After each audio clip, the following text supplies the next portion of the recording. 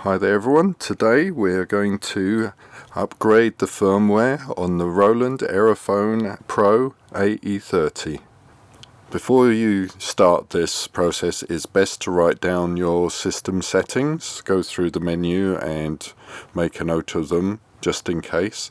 We will do a backup of the system settings, but it's always safest if you've got them written down just in case something does go wrong. Step 1, when you're doing anything on the Aerophone involving upgrades, plug in the power. You don't want to risk powering it off batteries when you're doing anything important, just in case. You should have batteries in, also just in case there's a power cut while it's in the middle, but basically you need to be running off the mains power. The other thing that's important is your thumb drive. This one is not a Type C. The Aerophone requires a Type C, so I have an adapter. So let's format the thumb drive. To do this, we power up using the menu button. We need to make sure we're not pressing down any other buttons other than menu. Otherwise it will get confused. Power it on. There we go. Now we plug in our thumb drive, and using the plus key, go to USB memory format, press memory, we press yes, and we press menu, and now it has formatted the drive. Next thing we need to do before we do an upgrade is we need to do a system backup. So that was to the left. Now press down menu key, system backup, yes. File name, yes. Right, okay, yes. Backup is complete. Scene backup, yes.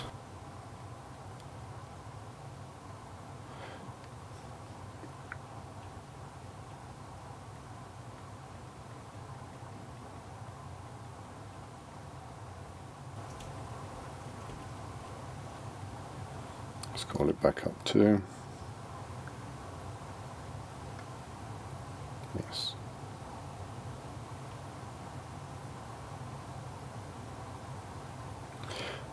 Right, the backups are complete, so now we can power down.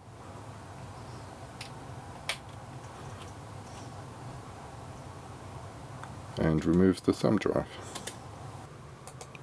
So we start by searching for Aerophone AE-30 firmware update, and then we click on the Roland page, the link.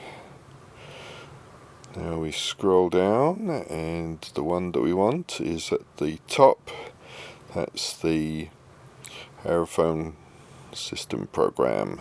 The others are the drivers, which we don't need for this. So we click on that.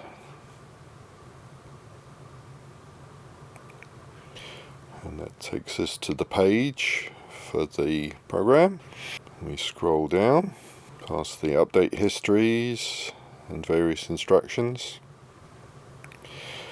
We click on the I agree and download file, because frankly we don't have any choice but to agree. It downloads. Then we can open up the zip file. So we open up the zip file till we can see the binary. And now we want to open up the thumb drive, and then we drag and drop the file to the root directory of the thumb drive. Takes a little while to copy across.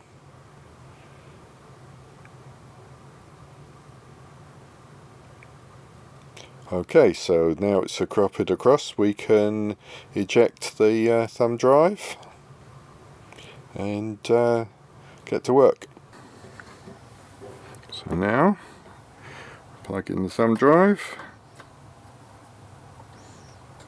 This time we hold down the +2 and the -2 buttons when we power on.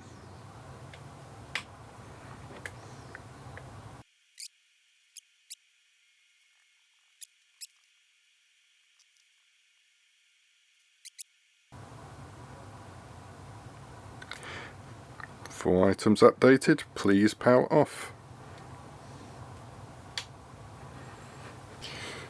Right, we can unplug the thumb drive now, for the moment anyway. Right, so now time for the factory reset. We power on.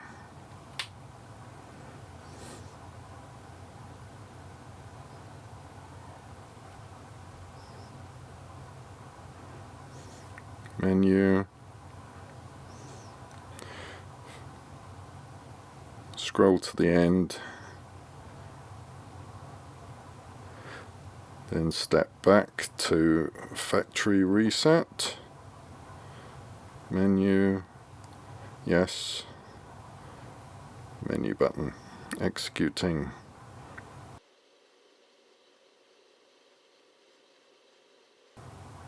Reset complete.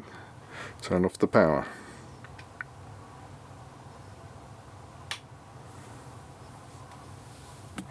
Now we're going to check, see what the speaker settings are, because I'm going to test my setting restore. So power on.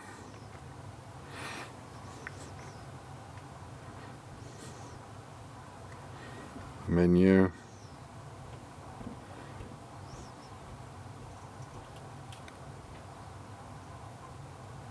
Speaker setting is auto.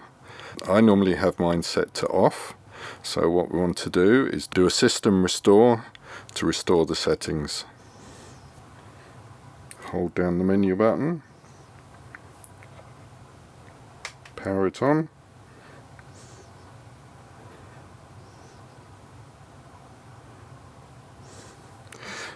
And we plug in the thumb drive all the way. System restore. Menu. Yes. Yes. Right, okay, yes.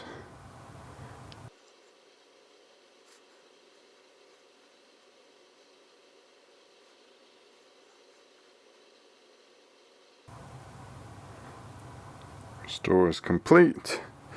So we can power down. Remove the thumb drive. Now we're going to power up.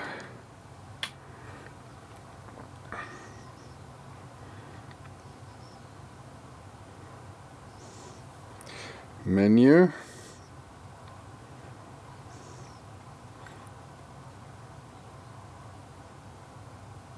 Speaker setting is off. That is my system settings restored. Now, one thing we do want to do